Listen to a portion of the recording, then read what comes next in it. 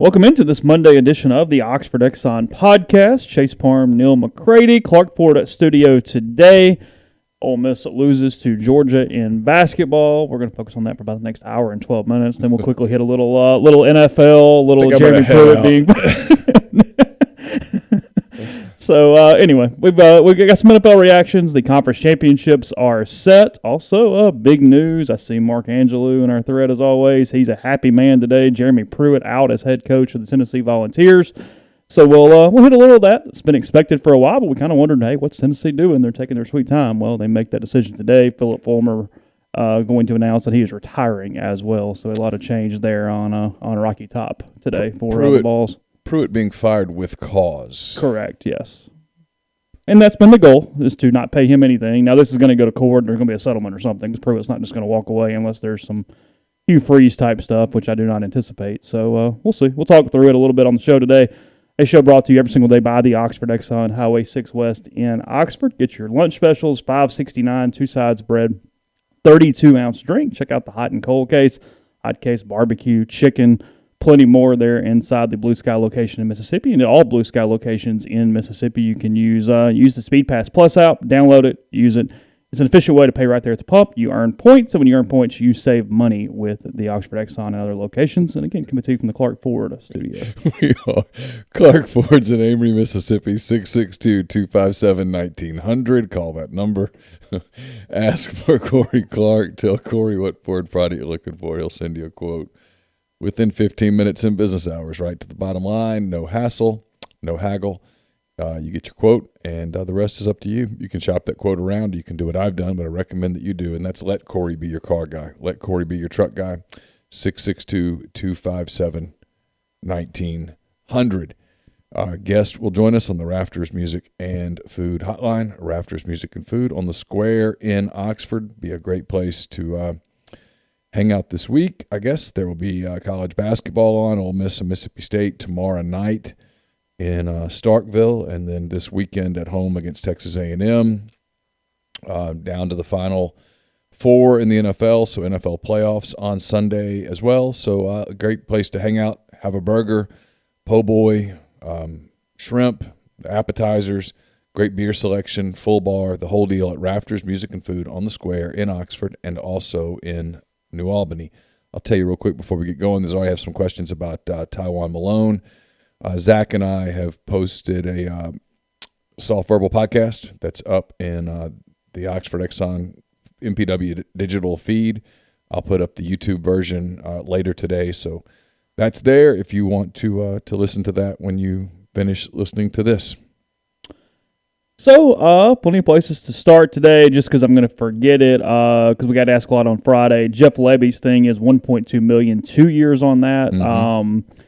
Frankly, though, it's one of those deals. I know some people kind of were freaking out on Friday afternoon when we wrote that. The years don't matter, because at this point, you're probably not losing him as a coordinator. You're losing him as a head coach, and when that happens, he has no buyout, because you can move up without an issue. So, look, if Jeff Levy wants to hang around for a while, and if he's here the next 4 years, they'll be plenty happy to give him new contracts and new years. It is pretty irrelevant. The salary is what matters, and he is, at least as of the latest USA Today salary rankings, the 16th highest paid coach in the country. I was told yesterday that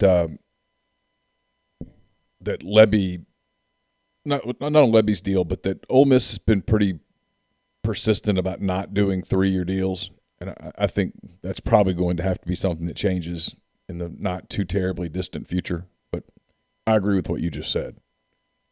As for Kiffin's deal, I was told yesterday that it's going to get announced just as soon as it's completely finished. Yeah, he hasn't signed it yet. So I think they're still haggling's the wrong word. Ironing out a couple of very small things. Yeah. Headline, still in negotiations. Yeah. Yeah. Well, that's why I said yesterday, people are going to freak out. Like, oh, God, what does it mean? It just means that big 4-year, multi-million-dollar contracts with lots of different things in them. Sometimes the language, you have to, you dot every I and cross every T. So it looks like the patience, or whatever you want to call it, in Tennessee is rewarded if they are right and they are able to end up firing him without cause. They've given Jeremy Pruitt a raise and an extension right before the season. Tennessee has not won an SEC title since 1998, since they won the national title, beating Florida State in the very first BCS championship game. That's how long that has been. Mm-hmm. Hasn't won an SEC East title since 2008. That's 4 coaches now down for the Vols. With Fulmer gone too, does it allow a reset finally for Tennessee where because the fan base is the fan base. I mean, Mark or anybody else would agree with this. I mean, they're psychotic half the time. They live in the 90s. But this level of turnover, kind of completely cleansing finally of feel, this is finally the move that might set something in them being just a sort of a normal, well-off program, right? I mean, I think, first of all, we have to congratulate Kevin Steele. After an unsuccessful coup at Auburn, one that played out over the course of months, he goes to Tennessee and within a week pulls this off. I mean, tip of the hat, sir. He's the puppet master, really. I don't know what Tennessee's going to do. Look, there's this assumption that we're all making that this is all a setup to make Pruitt the fall guy. What if this is an NCAA problem? What if this is a real NCAA problem? I don't know the answer to that. No, I don't know either. So, I got to see that first. Well, doesn't it almost have to be a real NCAA problem for you to even think you can fire him with calls? It has to be. I mean, it has to be significant enough that you can prove, or you feel like you can prove, if it gets to this place in a court of law, that he violated his contract. Sure. So I'm going to assume that Tennessee's had a bevy of lawyers on this over the course of the last 3 weeks at least.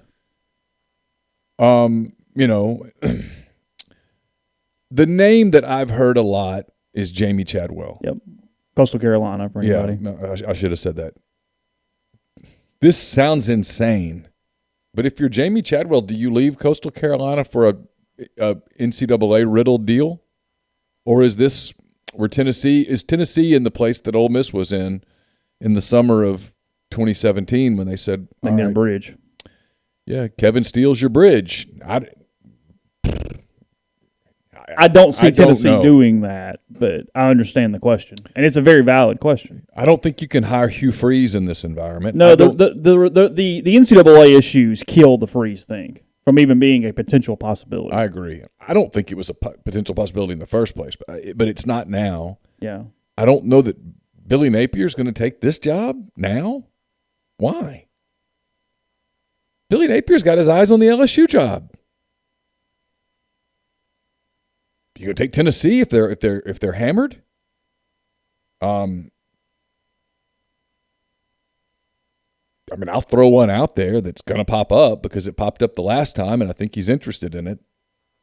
That's Mike Gundy, but does Mike Gundy take Tennessee in this situation? It doesn't make sense. It doesn't make a lot of sense. And any new coach has to have an answer if it's any coach worth his salt that has other opportunities. That's the thing too. You're hiring a dude right now when we don't know all these answers. It's just, hey, come coach and run through the tee, and okay, well, what's up? My assumption is Chadwell would take the job. Regardless of issue. Probably. It'd be hard to say no. I do understand that side of it. Yeah. But, hell, Chadwell might say, look, I got a good team coming back. Y'all do your interim thing. Let me see this thing play out. And then we'll talk about it. And then we'll talk. Oh, and by the way, I'm going to absolutely hammer you at the bank. I don't know. We'll see. I mean, this is the Fulmer being out part is what's interesting, because Fulmer being out. Now, here's the other question. Do you take the job not knowing who your AD is going to be? That doesn't happen very often. And if you're the AD. Freeze did it here. Yeah. And I never got the impression those two were. Ross did not feel like he was his choice. We'll put it that way. They weren't peas in a pod. No, they mutually needed one another for a certain period of time. Is what that was.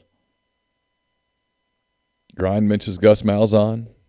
I don't think Gus is going to go join Kevin Steele at Tennessee. Listen, I think Gus is going to go count his money for a year.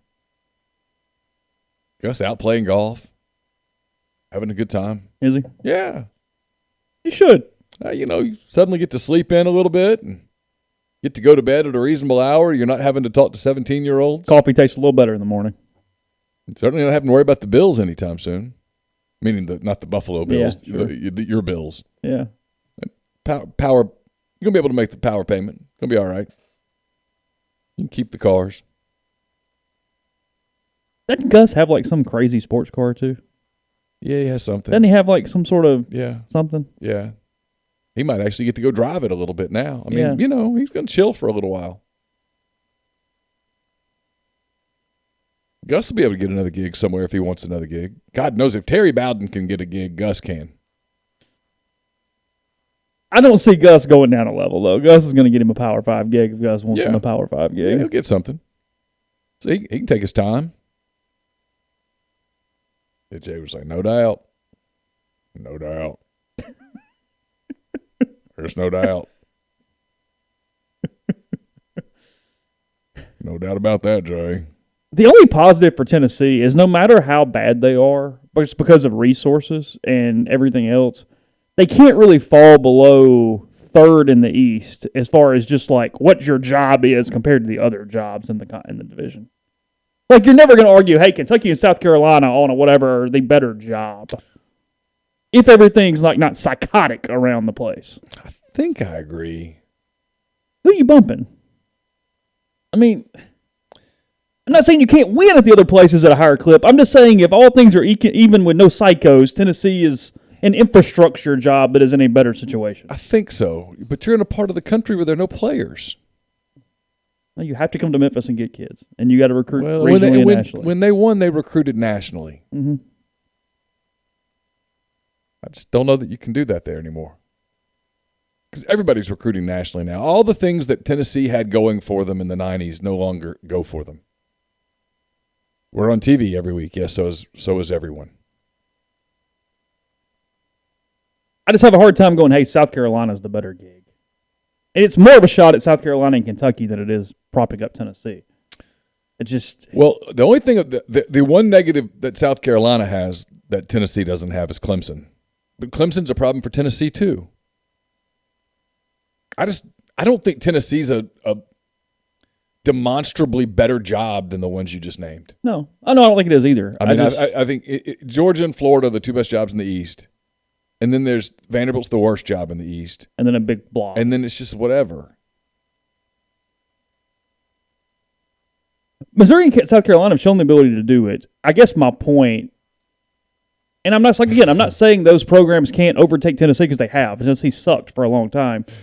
Mark says Butch Jones recruited back-to-back top 5 classes and he can't tie his shoes. Well, yeah, that's kind of my point, is recruiting-wise, there's a lot more infrastructure there than those other places to accumulate talent. Now, what you do with it, or are you accumulating the right talent, that's up to you. But I do want to see, did our boy go in and mess up the system to the point where it got exposed?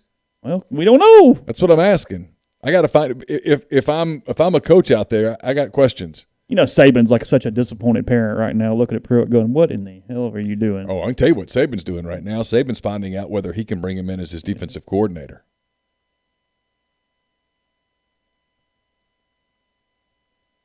That's what Saban's doing. He's got a lot of former assistants he could go grab right now. Go grab one. I mean, he's got, I guarantee you. He's got to replace half the dang staff. Guarantee you that's been kicked around.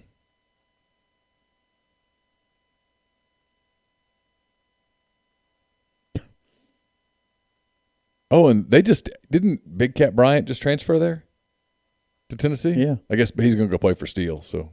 Yeah, it was his boy. He must have known about the coup. He said, like, wasn't that what he did? Didn't he, like, announce that it was, like, seeing his former coach or something? Wasn't there, like, something in that? It's been a few days. I can't remember.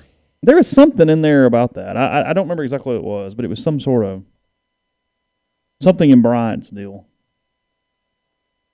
I highly doubt Tywone Malone will take a trip to Knoxville this weekend now. I think that's probably done. There was some talk that he would do Ole Miss and Tennessee at the same time. But Hunch says that may not. I mean, I know nothing, but I have a hard time believing that would happen at the moment. Apparently, he had a good time at A&M last weekend. So. Is that right? Yeah, visit went well. I don't know. Yeah. Saw Passwaters put a future cast in. Saw that. Yeah. Before the kid even got there. Oh, did he? Yeah. Oh. Well, I mean, look. Get things done. I don't know. I'm interested in this son of a gun. That psycho fan base with recruiting issues, NCAA issues, no AD, and hiring a football coach. That's popcorn entertainment. I mean, whatever happens, I'm in. We'll follow. We'll talk about it because it is going to get insane no matter what. Because I mean, look, the fan base is going to start asking for Hugh Freeze today. That's what's going to happen. Well, I'm asking for Hugh Freeze today. You'd love him to hire Hugh. Sounds great. With Ole Miss at Tennessee next year? Yeah. For sure. You get Hugh either way. Yeah, but I would rather it be there. Tennessee. Yeah. Because then he's got something to lose, too. Not the plucky upstart. Not where he gets to go, I got nothing to lose. Just happy to be back. He'll be telling the truth. Nothing to lose. That'd be true. Yeah. The fan base is going to, I mean, it's going to be Schiano all over again from a wanting Freeze standpoint. They're psychotic about Hugh Freeze. I know. I mean, I don't want to discourage. I know. I'm just, it blows me away. I just. Do I think Greg Schiano is laughing somewhere? Yes, in Piscataway. He is laughing his ass off right now. Yeah, that's where. Gus would steady the ship. I mean, look, I think Gus would be a good hire. It's just not, Gus is not going to be the hire. They just brought in Kevin Steele. There's no way that's happening. No chance. Hugh's dream job is probably Tennessee. It's the easiest story in the world to write. You'd write that story. The lead would be back when they first got married. They went to Neal Stadium and stood right there, and he said, baby, one day I'm going to be coaching in this league. We've all heard it. Oh, it's the easiest. Lead's written. So we'll see. I don't know. Crazy times. Yeah. The timing is 2 weeks before signing it's day, awful. January the 18th. Yeah, it's freaking terrible. I mean, because there's going to be a push by a lot of kids to get out of the early signing period LOIs. Sure. And they should. Well, you absolutely, I don't know. You absolutely should let them out. Yeah, let them do whatever they want to do. You should absolutely let them out. Bonanza a little bit right there. So we'll see. Continue in a second. First, about community mortgage. Oxford, Memphis, Citto County, and Chattanooga. All underwriting and processing is done in Memphis. They're getting local underwriting. Understands your market. Leader in condo financing, the float down option, and more. You can find Jason at 662-234-2704 or JLOWE at communitymtg.com. We're also brought to you by the College Corner, collegecornerstore.com. They are sponsors of the title sponsor of the Soft Verbal Podcast, which is up right now. So get in touch with them. 2 locations in Jackson, 1 in Ridgeland, 1 in Flowood, and then collegecornerstore.com. We're also brought to you by Lammons Fine Jewelry in Oxford. Lammons, located at 1126 North Lamar Boulevard in Oxford, has been serving the Oxford area for 73 years. From engagement rings to wedding rings to fine jewelry, watches, pearls, fashion jewelry, children's jewelry, and collectibles, Lammons is the gold standard in fine jewelry. Visit them at lammonsfinejewelry.com or call them at 662-234-2777. It was cold outside this weekend, out walking dogs and whatnot. I certainly enjoyed my Muddy Water camo heated jacket. You would like yours too, so go to muddywateroutdoors.com. Enter promo code Rebel Grove at checkout and get 35% off the heated jackets and anything else on the site for the month of January.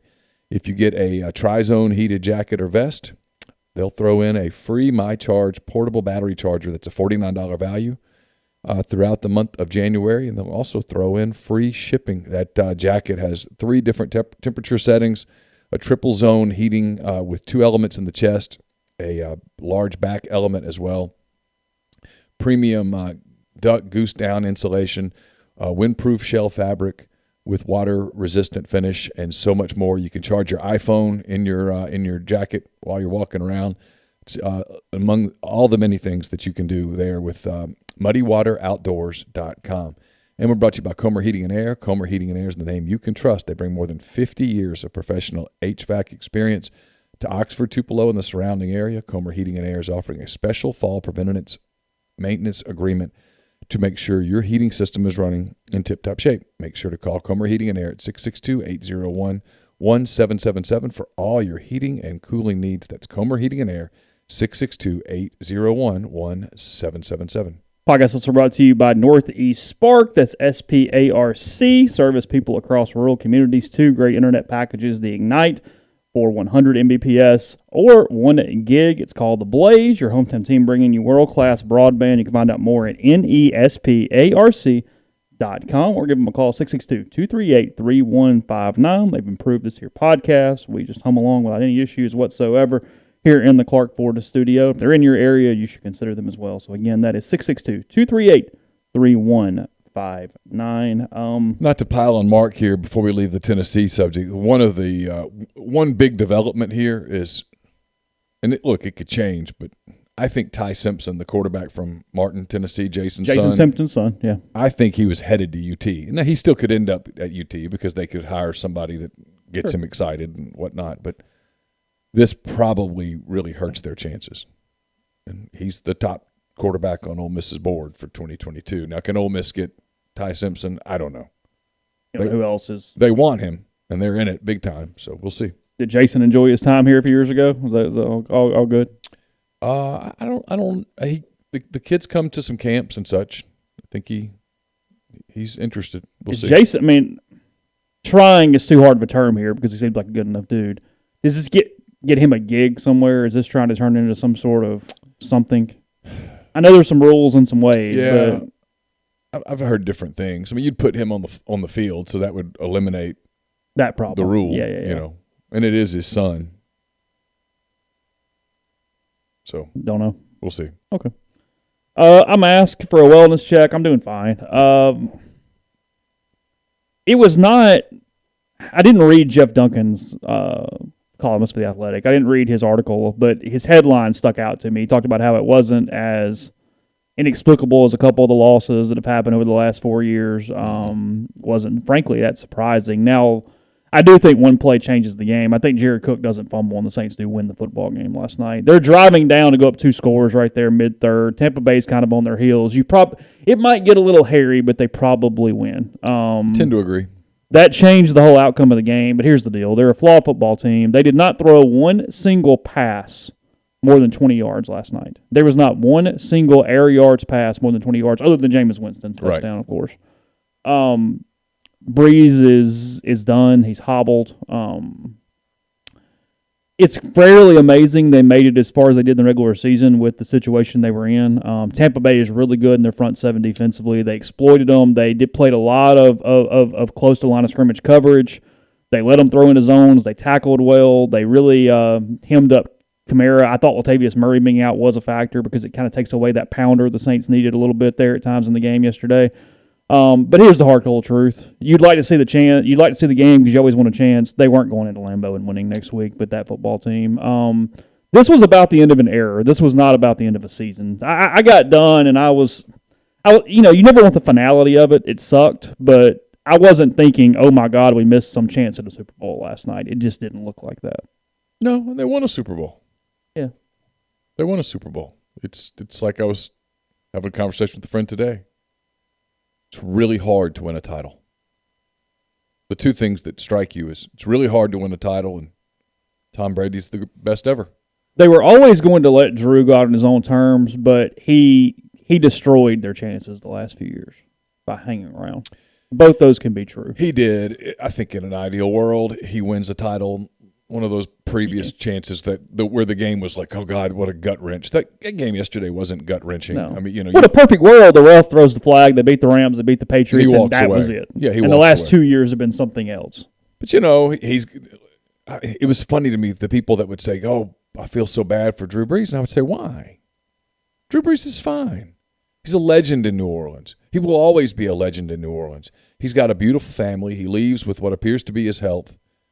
I thought last night everybody's seen it. I thought the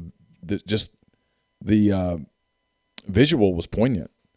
Tom Brady leaving the stadium. If you've ever been to a game, I know a lot of y'all probably been to a game at the Superdome. You've never been in the stadium 2 hours later when the other team leaves.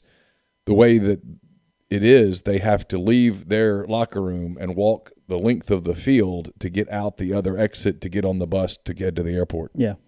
And so Brady is making that walk, and he comes over to the field, and Drew Brees' kids come running up to him because it's Tom Brady.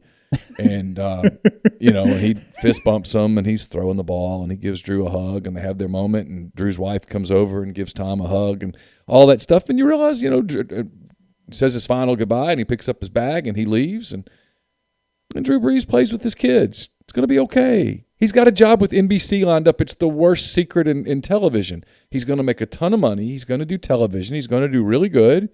He's going to be with his family. He's going to get to coach his boys. Life's going to be fine. It's all good. They have a title. If you didn't have a title, you'd always have that. But when Drew Brees gets elected to the Hall of Fame, the picture that they will use will be that of holding him the trophy. Holding the trophy. Yeah. In the confetti in Miami. That's what and you have that visual. Yeah. And so as long as you have that visual, it's all good. I read what you wrote about end of an era. The Cubs are going through this right now, but they'll always have that ground ball to third where Chris Bryant fields it and his foot slips a little and the ball sails a little, but it gets in Anthony Rizzo's glove. Yeah. And that's that. As long as you have that visual. Yeah. Tracy Porter picking off Peyton, and that was the game. It's positive. Yeah. The what ifs that kill you are Dan Marino, the Thunder when they had Harden and those guys, and you didn't win a title. That's the Utah Jazz, Karl Malone, John Stockton, where you look back and you're like, God, we were so close. Yeah, no, they're the Atlanta Braves. They're not the Buffalo Bills. Yeah. There's a totally different misery in only one title and no title. And if the Braves don't beat the Indians that year, it's the big what if. No one does the what if really on the Braves. No one does the deep dive what if on the Braves because they won one. And it should make you respect just how freaking great Brady is that he's won 80 or whatever it is that he's done. He has made, I think I saw the stat last night, he's made the conference championship game in 14 of his 19 seasons as a starter. Yeah. Son of a bitch. So it's amazing. Yeah, no, it's maybe the best Brady stat. And in one of those years, he was hurt in week 1 and didn't play. Mm-hmm. It's something like of his years that he's a starter, it's like 14-2 getting to the championship game. Remarkable. 2 games really impacted yesterday with a play at the goal line. Cleveland is a yard from scoring. The ball goes through the end zone. You look back on that play now and you go, ooh. Yeah, because once Mahomes got hurt, it was like, oh, game on. This thing. Different deal. Yeah, I mean, in like some Pythagorean expectation thing, the Saints probably should have won more than one title during that era. But sure, yeah, it is what it is. It's hard to win. Like I said, I said it. It got pointed out on the message board, and I'm gonna stick with it though. I don't know if it's Jameis. We talked about this on Thursday night a little bit. I don't know. I think Jameis could be the quarterback and keep them very competitive next year. I'm fairly bullish on Winston right now. But if you get a quarterback, because of Breeze's limitations, the window isn't closed. The era is closed. Yep. The window is not closed. Right. They've got Michael Thomas back, Kamara back. They've got a ton of that defense back that's pretty damn good. I mean, they were a defensive football team this year. They were not. It's what. I know not a lot of people, and most people in our stream understand this. I'm probably preaching to the choir a little bit, but your average football fan goes, "Oh, Brady and Breeze, and look how they sling it around." No, this is a dink and dunk defensive Saints team. They run the football. Yeah. This is ball control. Yeah, what Tampa is right now is very similar to what Denver was with Peyton Manning at the end. Tom Brady's just kind of managing offense right now. Breeze couldn't do that. He could not throw it down the field with any zip. He had some throws last night that, got picked and he just knew it was over. He knew it was over. He looked like a high school quarterback struggling with an out route. Because when he would throw those out routes, it had to be hey, sit down and just catch it and go down. Because there was just nothing. It's just this lollipop thing. Mm-hmm. I mean, there was nothing down the field. Well, I mean, it's not fair to him necessarily because he's going against a guy with a cannon. But I mean, it was the visual of then Winston throws that deep ball and you're going, holy, that's a totally different deal right there. But they owed it to him. Yeah. I mean, they're the San Antonio Saints without Drew Brees. Yeah. Tyrann Mathieu had a quote out on Twitter today. I saw that, yeah. He nailed it. I mean, Drew Brees is New Orleans. I was covering them. I know. Drew Brees saved that franchise. In some ways, Drew Brees saved the city. Mm-hmm. That sounds even hyperbolic to my own ears, but there's a morsel of truth to that. It's fine. It's fine. What would have sucked is to see Drew Brees having to get carted off a field at the end. Of course, yeah. It's fine. They move on. That's over. Now it's their job. Go figure out who your quarterback is, and I think it's Jameis Winston, and go from there. You could do much worse. Well, yeah. The more I think about it, I'd rather have Jameis than Stafford or some of these. I mean, look, you can still draft a quarterback and he just not be the starter this year. You can still go get Mac Jones or Kyle Trask or one of those dudes if you think that's who it is. Well, they probably should. Yeah, no, sure. It's probably time. Jameis isn't a spring chicken at this point. It's probably time to get one of those guys and figure it out. That's what you're paying Sean Payton all that money for. Yeah. No, Mark, you're right. Breeze in really cold weather next week would have made all of us hurt just by watching it. It would have been rough. Yeah. No, look, of those two teams, and you could see this as the game was progressing, of those two teams, the one that has a shot at Green Bay, and it's a small shot, is Tampa. Yeah. I thought the Saints' total personnel was better than Tampa Bay and is better than Tampa Bay. But, frankly, the quarterback play dictated the football game. Yeah. Right now, Brady's better than Breeze. Oh, it's not close. Yeah, and so that's why you want that. Brady looks 35 right now. Yeah, I don't know what his nutrition plan and TB12, he sells it. Yeah. Got some books and stuff. But he looks like $1 gazillion. I'm talking myself into Jameis grind. It's done. It's finished. I'm gonna be pro Jameis the entire offseason. It is what it is. I think, hey, if Peyton's worth his salt, he can cut down on some picks. We got a big arm. Figure this thing out. Let's throw it down the field a little bit. You can run it. He'll throw the Taysom Hill thing in. You draft a young quarterback and start getting him ready. In some ways, it's the ideal spot for Kyle Trask or for Mac Jones or someone of that ilk. Sit behind Jameis for a year or two and learn from Sean Payton. And I think the Saints special teams coordinator is the new coach of the Lions. That's correct. Dan Campbell. Grind says Giselle's the fountain of youth. The thing about Giselle Grind, though, is that Tom Brady might be the one man on earth that he walks in and he looks at her and says, "You are so lucky to have me." Yeah.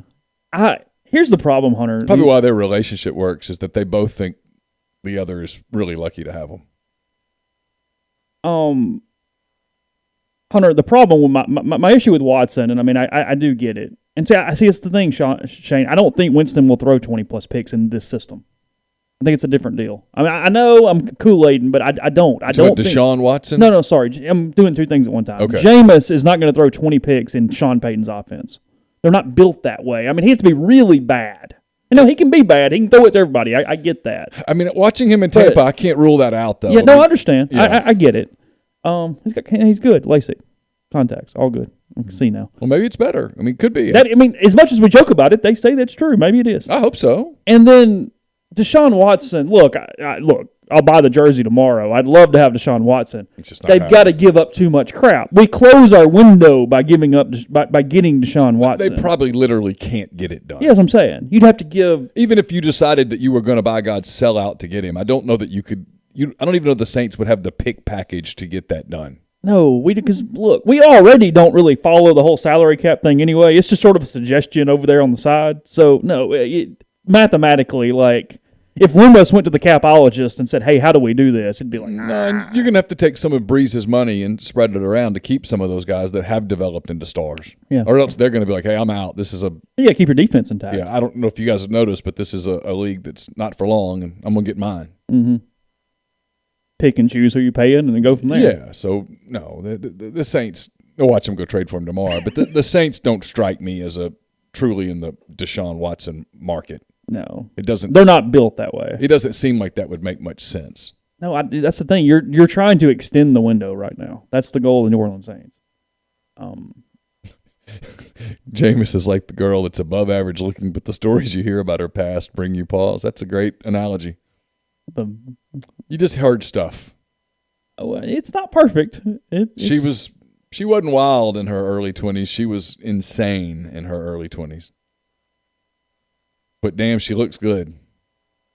That's what I'm saying. I'm watching the arm, and I'm going, well, I mean, look. Keyed a car here and there, stole her extra. He would have won the game last night. He would have won the football game. He would have given you a real shot. Because he could have extended the field. It opens up the running game. I mean, football 101. It's not anything overly complicated. Well, Pat Forty tweeted that, and I'm kidding. He didn't. Pat was very anti-Saints last night. He was. They're probably a little too Southern for Pat. You think so? Yeah, he was probably a little too. Pat was Saint snippy last night. Well, they let fans in the stands. He's probably still mad about Bounty Gate. Probably. All these years later. Probably. It's probably been a thing. I'm not overly interested. I mean, this is what I do every year. I can't watch the NFC title game next week. I just can't. Really? Oh no, hell no. When your team loses the week before, no. See, I think if no. If I were a Saints fan, that the way that went down last night, I'd be fine with it. No, I'm good. Now AFC, I'm all in. I mean, I'm popcorn, turning on the TV, ready to go. Chiefs, Bills. That deal got close last night. Can't punt on fourth down right there. No. Just got to go. Got to take a shot. Give Andy Reid credit. We're just going to get this thing done. Credit. I mean, the biggest set I've ever seen. And give Henny credit. He throws that terrible pick, and then he makes a play. All you asked him to do is don't lose the game, and he, by God, didn't. If anything, he may have won it with that play. Mm-hmm. 2 plays. The run and then the pass. It's a hell of a throw down the seam right there. Yeah, he made. I know it's pretty open, but still. He made plays. Well, that last play, you throw that thing into the ground. I know he's wide open, but his heart rate was up a little bit. You throw that thing into the ground or save it or whatever, and they've got the ball at the 50-yard line, and they got him in it. Baker's playing well. Here we go. Well, would have gotten a little tight in Kansas City. Yeah, and they were give them credit too. Cleveland knew for the most part they were running, and they still were able to run for a couple first downs. I mean, they really kind of inserted some will there offensively. Well, they're a championship team. They're great. They are. They don't have weaknesses. I mean, the Saints played them this season, and it was the most for a regular season game that it mattered from the bye standpoint because then the Saints were trying to get the bye from the Packers. But it was the most stressed I felt all year from just every damn play. It's just this. Oh, yeah. I mean, the Chiefs dominated the football game. They only won 32-29, but they dominated the game. That's what it felt like watching the Packers and the Rams. It did. Yeah. The Rams just, no matter what you did, boy, here they come. Rams were so undermanned. They're going to get you here. They're going to get you. Yeah, the only way to beat one of these two teams is to play lights out and get some help. Because I think if we get the healthy Kansas City Green Bay Super Bowl, it's a Green Bay is deeper than maybe I gave them credit for being, and they do such a good job of dictating rhythm on an opponent. The Rams are so limited offensively that they couldn't stress them, is the thing. Once Green Bay scored it all, it's just catch up, and you can't make it work. Goff is a good quarterback. He's not a championship quarterback. So they've got a problem right there. I think that's true. I mean, they're not built around him. I understand that. But what the Rams have done, it's what the Saints have done to an extent, but the Rams have done it to a larger extent, is they've leveraged into a lot of stars, but they're not very good behind the stars. They put a lot of money just on the top end right there instead of kind of going depth all the way down the roster. And when two of those guys is not 100% or down a little bit, there's not much left. I mean, you're looking yesterday, Cooper Kupp's out for the Rams. Aaron Donald was not himself by any stretch of the imagination yesterday. Or on Saturday. He was a figment. And that's what happens. You have when you're built around 4 or 5 stars being the best players on the football field, and 3 of those 5 are either not playing or not 100%. You don't have much of a chance in a road playoff game. So let's address the elephant in the NFL room. Sure. I was upstairs. I was watching. Carson had just gotten home from soccer. I was on the Peloton watching the game. Okay. And Patrick Mahomes gets knocked out. Yep. Stands up on his feet, and he's wobbly. Yep. You knew he wasn't going to play. Yep. That was a full concussion. Yep. NFL's had to watch concussion protocol. They've had to be careful. Yep. How do they – I know he's going to play, and I know that the majority of people won't care, and I'm good with it. It's fine. It's his decision.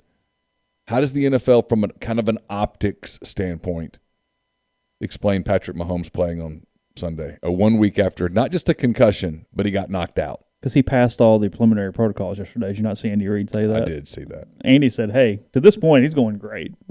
Yeah. He had to get off the field because he was about to go throw up. Yeah. He's going to play. Oh, I know he is. I know he is. I'm just when the optics come up and when people bring it up, I think it's a fair subject. No, it's fair. Yeah. Yeah, I'm not going to criticize the media who say, "Hey, this is not the best." And I bet play calling is engineered around that too. They can't get him hit at all. I know. He's got to just get rid of the ball and stand back there. Well, I give Buffalo a real shot. I do too. A real shot. Josh Allen's turned into a damn good quarterback. I mean, he is. I tell you what, I'm really interested to see Cleveland moving forward. If they can add just a piece here and a piece there, Mayfield's a championship quarterback. He just is. Yeah, it's fair. Allen's a championship quarterback. You know Mahomes is. I mean, Mahomes is the best. At AFC, if you're one of those middle-of-the-pack teams and you don't have your quarterback, it's time to tank. Say the window, the Saints were kind of in this bubble too, but the Saints, I think, can extend it with the right quarterback. To me, whose window, despite them being really good with a record this year, is Pittsburgh. I think Cleveland has closed Pittsburgh's window. Yeah, I do too. That's my opinion. I do too. And the Ravens too. I mean, obviously, that division is such a bear. The Ravens the other night, they're one of the teams that they have to go soul search now. It wasn't snow that stopped them from only scoring 3 points. And they're so dependent on Lamar. So dependent on him. He's got to make – you're almost asking them to run a college offense in the NFL, and it just doesn't work in a playoff setting. This is 3 years in a row it doesn't work. And it's not him because he's making plays. They've got a soul search. Who are we?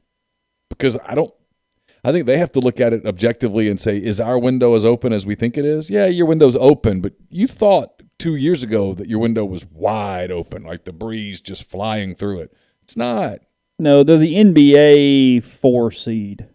You know what I mean? Yeah. Where, hey, I'm good, it's fine, but am I really challenging them? I'm going to have to beat a 1 seed in the semifinal every year. And I don't really have the arsenal to do it. I got to count on their star forward having a bad knee. Yeah, I'm good, I'm not great. Hard to win when you're not great. Yeah. Podcast brought to you in part by G&M Pharmacy and Tyson Drugs. They've got the Immune Support Med Packs. You can take advantage of pharmacists' develop combinations of vitamins and supplements designed to boost your immune system and lung health. Vitamin C, zinc, NAC, probiotic, and vitamin D3. They deliver locally in the Oxford area. They also offer MedSync to fill your prescriptions the same day each month to take care of you. Make it one trip, whether it be delivery or pick up there at the store, and get what you need when you need it. 662-236-2222. We're also brought to you by Pinnacle Trust. Pinnacle Trust based in Madison, Mississippi. They've got clients in multiple states, advisors in several states as well. Founded in 1997, Pinnacle Trust provides detailed specialized investment management, financial planning, retirement planning for individuals and businesses, and much more. At Pinnacle Trust, investing is treated like a commodity. Decisions are made using objective information and research, not emotions. So regardless of your level of wealth, Pinnacle Trust will sit down with you, listen to your goals, study your expenses, and put forth a comprehensive, detailed financial and retirement plan built just for you. It's pintrust.com, PINN trust.com. Mention you heard about Pinnacle Trust on the podcast. You get 10% off your first year's fees. We are also brought to you by John Edwards of Regency Travel Incorporated in Memphis. If you're thinking about a big summer trip, whether it's the beach or heading out to go on a golf trip or whatever the case may be, get in touch with John. There's a lot of deals to be had right now in the travel industry, and John knows all of them. He can hook you up. All you got to do is get in touch with him, give him some parameters, give him a budget, let him give you options, and no, you don't have to live in or near Memphis to take advantage of his services. 901-494-3387 or send him an email, jedwards@regencytravel.net. First-time clients can save $50 off their first booked trip just by telling John you heard about Regency Travel on the podcast. We're also brought to you by Oxford University Bank. OUB, locally owned and operated right here in Oxford. When you deposit money at OUB, that money and the vast majority of the bank's profits go right back into the Oxford community. OUB gives you the comfort of home, all the benefits the big mega banks provide, all the technology and products you can want, all with the personal touch. And when you call OUB, you speak directly with the live person. No 10 buttons to push, no 5 minutes to wait. You can learn more at liveoxfordbankoxford.com or call 662-234-6668. OUB is FDIC insured. I'll have a mailbag up on Wednesday. It's brought to you by Whitney McNutt of Tommy Morgan Incorporated Realtors. Whitney is the person to go to in Oxford, Tupelo. If you're looking for condos, land, commercial, residential, family homes, 662-567-2573 or 662-842-3844. So, yeah, NFL-wise, I mean,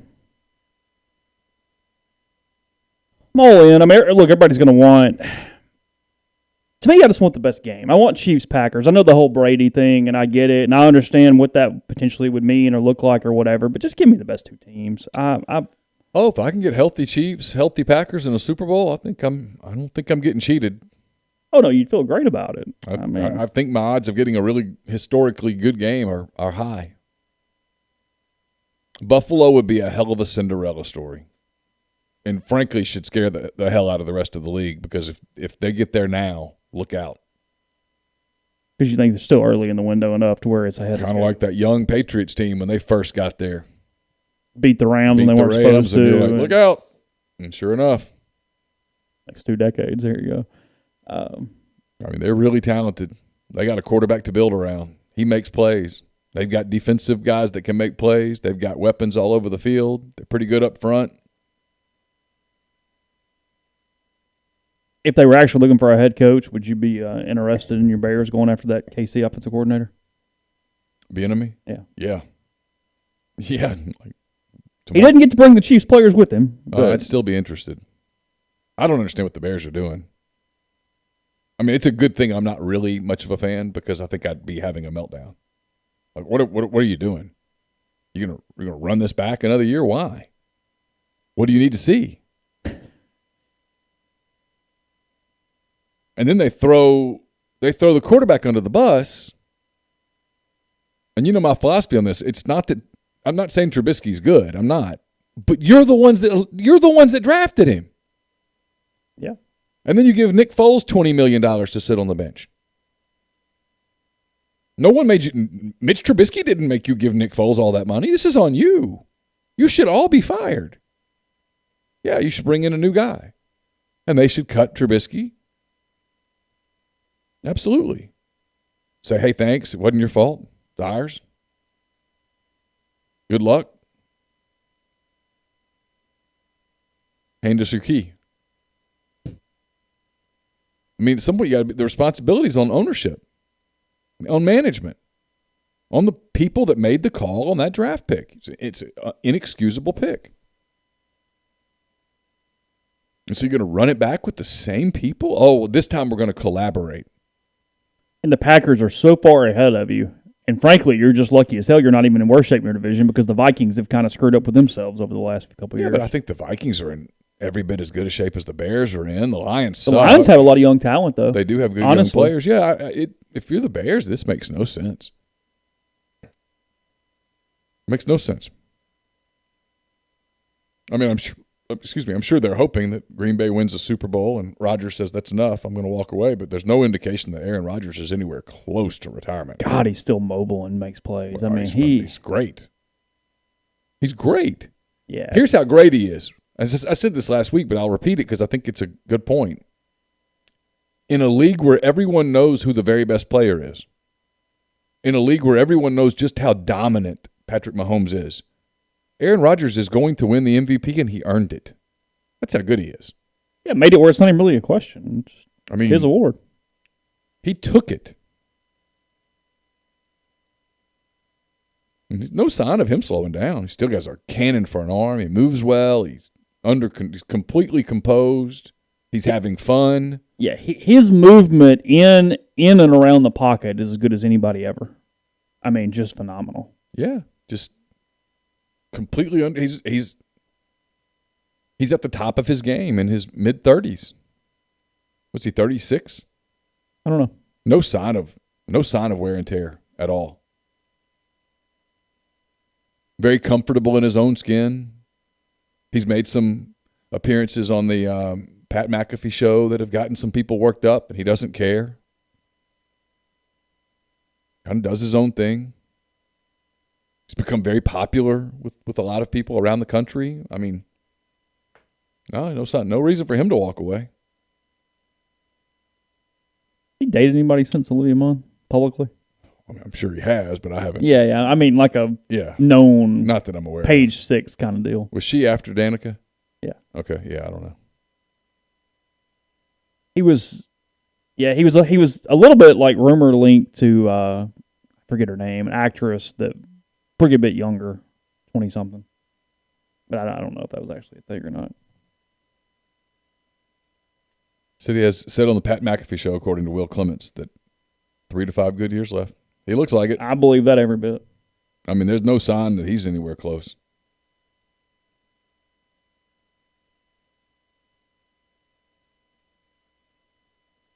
Yeah, I'm much higher on Olivia Munn than I am Danica Patrick. Just keeping it real.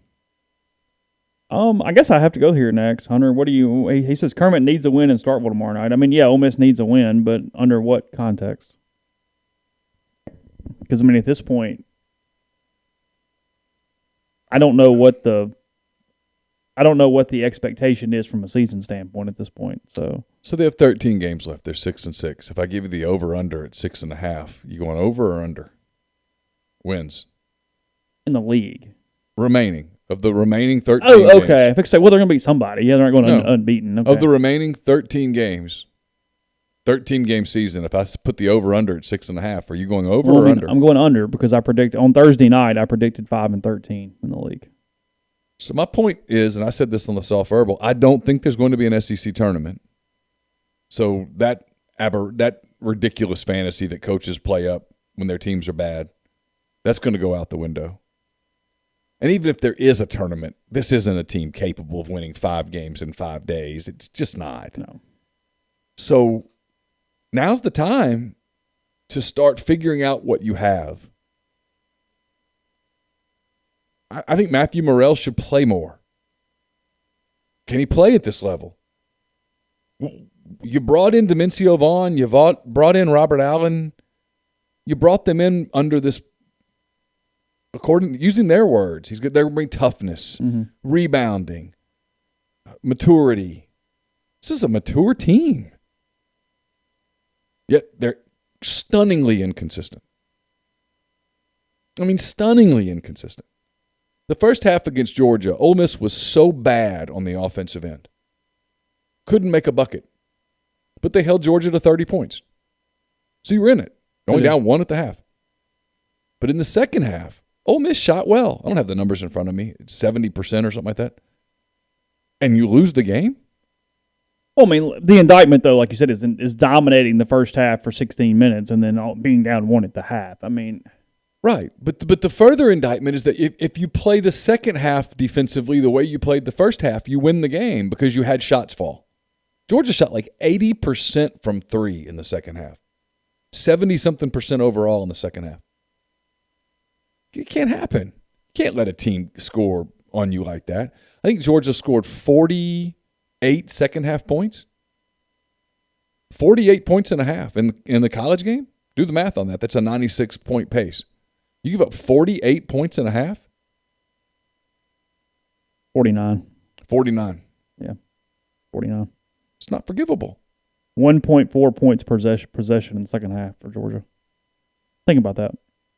I watched it. They scored at will. Got drives to the basket. And, yeah, Ole Miss played really well in the second half. Scored a bunch of points, shot well. But you have to make stops. They can't put anything together. They were bad on the boards against Florida. They were good on the boards against Georgia. They just can't put games together. Joyner gives you offense, but he's a defensive liability. Second half for Georgia, 18 of 24 from the field, 5 of 6 from 3, 8 of 10 from the stripe. Says it. Yeah. Only 1 offensive rebound because, frankly, they didn't need them. They scored on 22 of the 35 possessions in the second half. No, they shot the lights out. Ole Miss in the second half, let's see, 58% from the field, 66% from 3, and 50% from the line. Terrible. Fine, other than the stripe thing, which they're bad at all night. 5 of 15 for the game for Ole Miss. 5 of 15's. I mean, kills you in a 4-point loss, obviously, in a one. I mean, that's a number that, frankly, I would consider if you put money on it. I'd go, yeah, I can do that. Yeah, no, I think I could. I could feel 33% feels. I think I could go 5 for 15 from the line if you let me practice a little bit. Yeah, that doesn't feel undoable. Well, not if you practice basketball every day. I think you'd be able to go 5 for 15 from the free throw line. It's a problem. I don't understand. It's a confidence issue. It's a team that sometimes their body language is weird. I don't know what they are, but they've got losses coming up. I mean, realistically.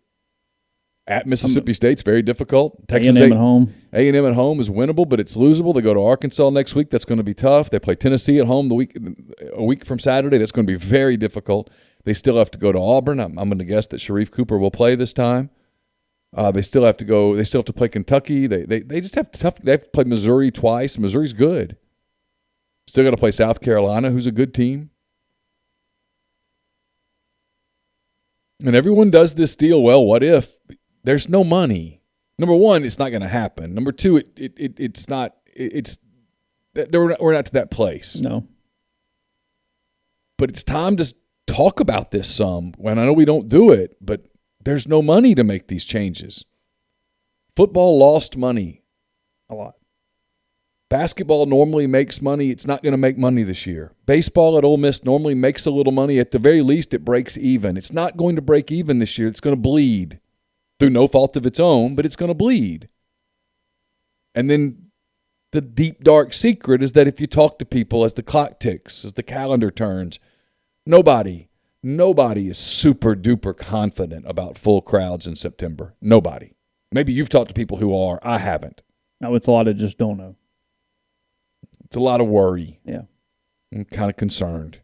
I heard that word twice last week, concerned. You hear the media, and this is not a COVID thing, but you hear the media talk about a new strain and this kind of thing. And I mean, we're about to do a new president's getting inaugurated on Wednesday and is going to do a 100-day mask mandate. Do 100 days. That gets you into April. You got to start making decisions. I mean, you're gonna make a coaching change in March. Less than 60 days into the 100 days. That's not happening. So this is. I say all of that not to get into any of that, but to say if I'm Kermit, I got to find out what I got right now. Right now, I've got to find out what I've got. I've got to get out of this mentality of this is a tournament team. It's not a tournament team. I got to get out of that mentality. I got to quit doing this. Hey, we're going to get a shot in Nashville, and you got to get realistic that you're probably not going to get a tournament. And you got to figure out who you have and who you don't have, and then you've got to get the transfer portal right this time because they got it wrong this past time. Everybody looks at the transfer portal as this salvation, and sometimes it is. But for Ole Miss, they haven't gotten salvation out of the transfer market this year. Oh, and kids leave places for a reason. I mean, it's just the little more high society version of going, hey, we're going to go JUCO and really turn this thing around. Maybe you get a dude. Maybe you don't. Maybe it takes a year. Maybe he sucks. I don't know. Right. And if he's really good, then you got a lot of competitors for him. Right. Everybody wants that dude. It's not some diamond in the rough that only you go, hey, look, right there. Let's go pluck him in, and here we go. And then, I mean, I'm not going to be the homer that skips over this. The Bryce Williams thing doesn't look good. No, it looked bad. Quote was bad. The quote was bad. The fact that he's over at Oklahoma State scoring points, and he's not at Ole Miss scoring points, and you don't have any guards, it's not a good look. Now, is there more to the story? I'm sure there is.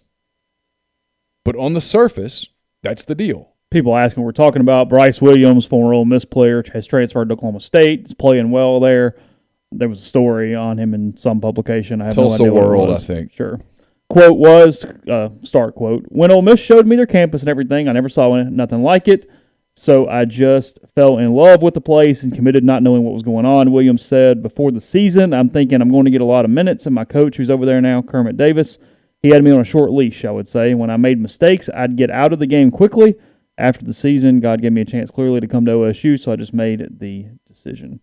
We hear that a lot. Kermit coaches one way, and it's not. I mean, he's the basketball coach. I'm not. Sure. He gets people out of the game, and it does appear to affect confidence. And especially for young kids who are not used to it or whatever, it has it's rattled them at times. I think that's completely fair at this point. Chris Thrasher in the thread says, can't believe people are calling for Kermit's head. He's got some great kids coming in next season. Here's the problem with the great kids coming in next season, okay? Yeah, he's got 3 kids coming in as of right now that all have pretty good acclaim. What makes you think they're going to step in and contribute when Matthew Morrell hasn't, when Sean Robinson hasn't at all? Morrell's giving you a little bit, but Morrell's not playing like a confident player. Robinson doesn't play at all. Robinson's done nothing. He does nothing. Where's Sammy Hunter? There's been nothing with Hunter. I mean, you're the whole thing of, well, these freshmen will come in and be great. Based on what?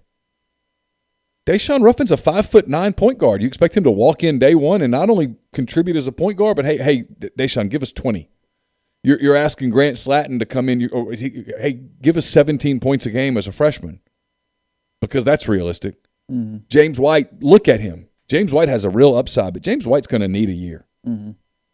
He's small stature. He's going to need some time. You're asking those guys, hey, walk in and do it? Look around the league, boys and girls. I mean, there's not a ton of freshmen who just walk in and light the house on fire. Well, I mean, B.J. Boston kind of sucks at Kentucky right now.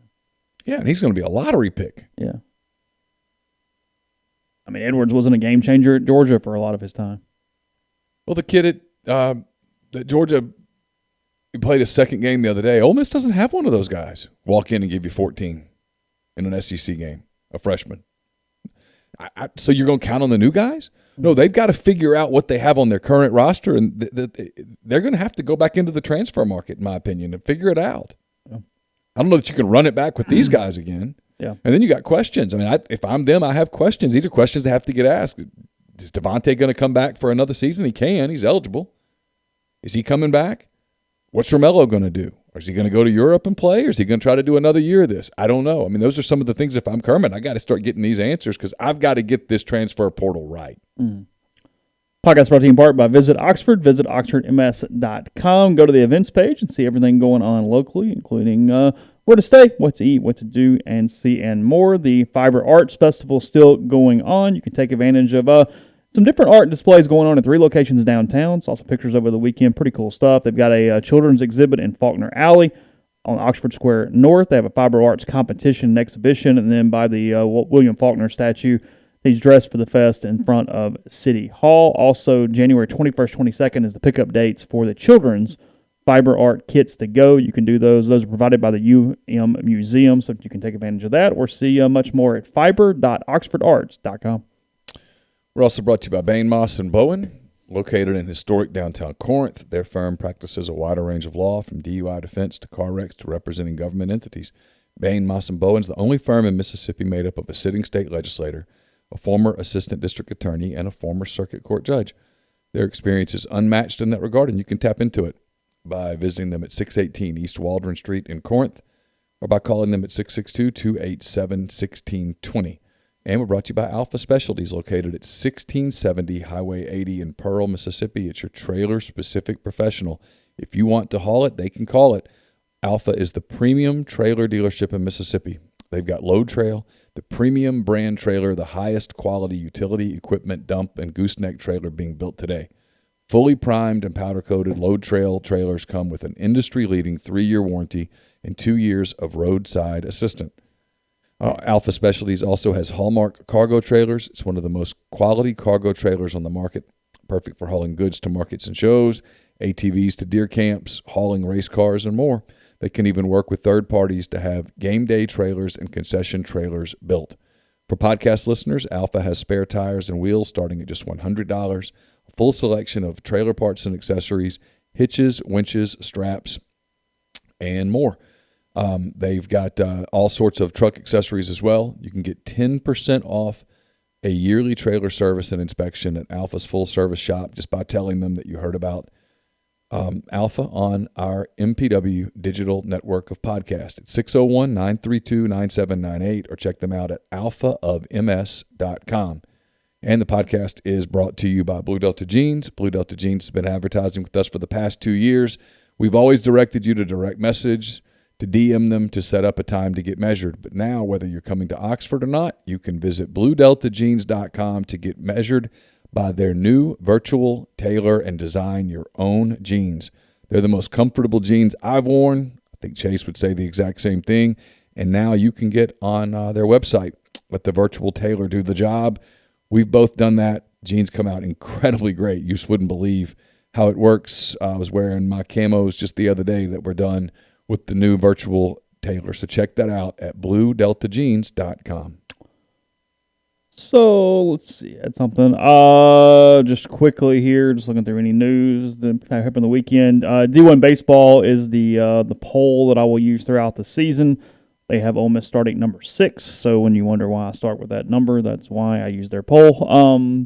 Usual suspects here: Florida number 1 in the country, Vanderbilt 4, Louisville 5, Ole Miss 6, State 7, Arkansas 8, LSU 12, South Carolina 18, Tennessee 19, Auburn 23, East Carolina 25 is your top there. And then if they do play this thing in Arlington as expected, quite the ammo there from a Big 12 SEC standpoint. The Big 12 teams that Ole Miss will play to kick off the season at the Rangers Park: number 3 Texas Tech, number 9 Texas, number 10 TCU. So the 6 teams in attendance are number 3, number 6, number 7, number 8, number 9, and number 10. So there's your nobody's going to get an RPI hit. No, I think it's going to be all right. You can probably go 0-3 and still come home and go, we'll figure it out. It's going to be okay. It's going to be okay. Yep. Yeah. So anyway, I still hear that's going to happen. It's in Texas. Big 12's playing. I don't see any reason why it's not happening at this point. No, probably will. Now, fans, media beats the hell out of me, but they'll let fans in. Whatever level is allowed. I have no clue. I think it's 25% right now. Is it over there? I think. Well, that's enough there.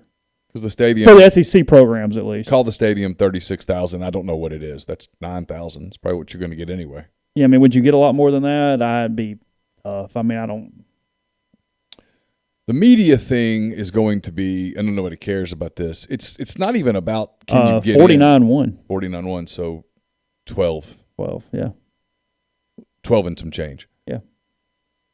The media thing is if you can't do in-person stuff, if it's just by Zoom. Why? Yeah. Especially at home, you're down the third base line. I can see more from a television than I can no doubt. Whatever, because I can't even see a ball and strike. I don't know. There's no reason to go. And my guess is Zoom. I asked the question a couple days ago, and that appeared to be the answer. I can tell you that's what's happening. Yeah. The first chance we have of covering something live is September. And I wouldn't give that an inch over 50-50 right now. Sure. Yeah, Globe Life Park in Arlington. That's the name of it.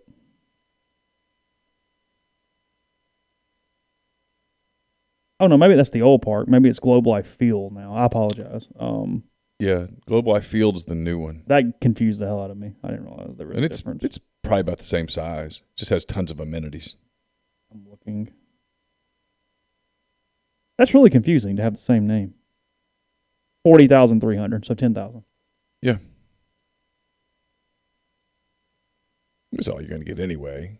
Yeah. Typically for a February college baseball tournament. Yeah. You might get a little more than that one particular game, but that's Texas decided to bring or whatever. Yeah, sure. Yeah. Probably not in February, so it'll feel normal. Of course, you got to space all those people out.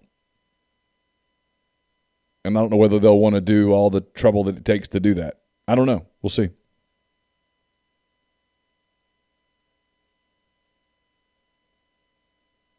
Okay. Let's see. I was looking through anything else.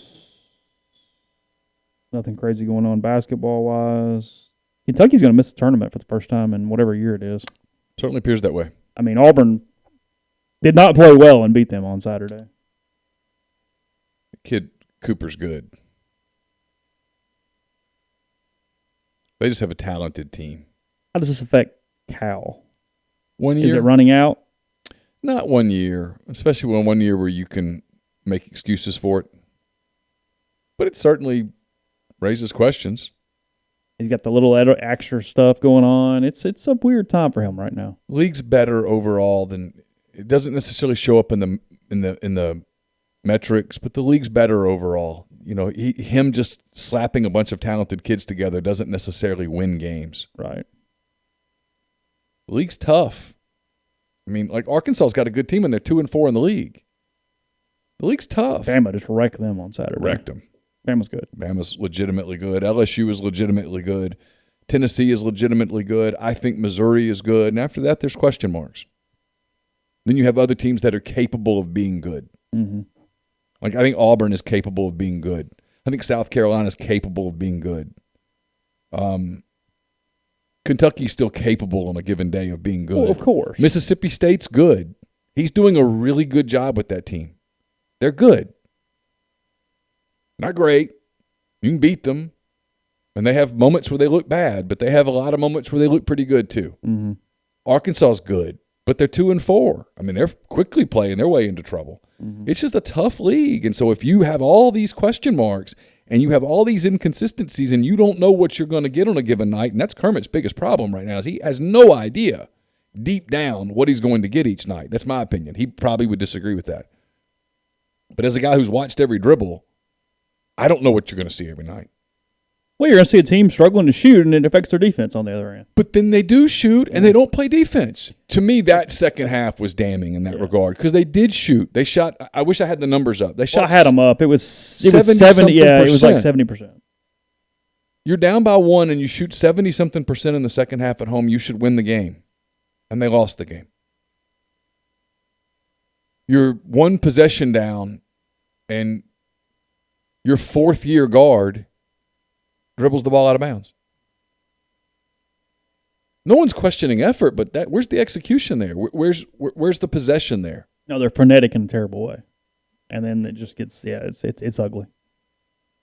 So I mean, there's still a lot of they got to play Missouri twice. Missouri's better than them. They still got to play Kentucky. They still have to play Tennessee. They still have to go to Auburn.